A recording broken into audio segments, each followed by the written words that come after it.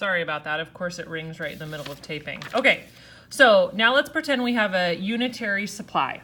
And we're gonna have an inelastic demand, not perfectly, but relatively. So it's gonna be pretty darn steep. So here's my demand.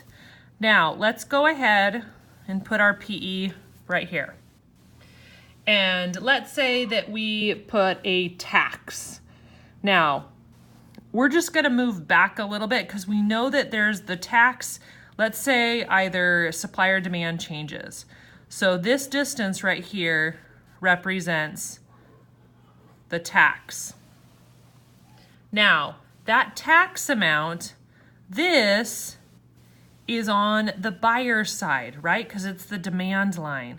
So this is on the buyer, this is on the seller side, and what you'll notice then is this distance right here is my buyer. This little guy right here is the seller. So for an inelastic demand, almost all of it falls on buyer. Now let's think about that for a second. If it's an inelastic demand, it's more of a necessity, right? So if I get a tax and I'm a producer, I'm gonna go ahead and give most of it to the buyer because I can, because it's a necessity. So instead of us sharing it, I'm gonna have the buyer pay the majority of it because I can get away with it. So now that's gonna fall on the buyer. So now let's do the same thing with supply. Let's do a unitary demand.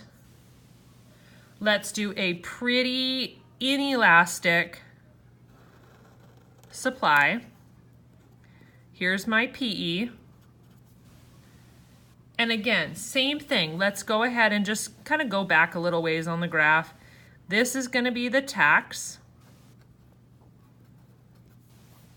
Now, this is my supply. So if you look at from the equilibrium all the way down to the supply line, that's what represents the producers.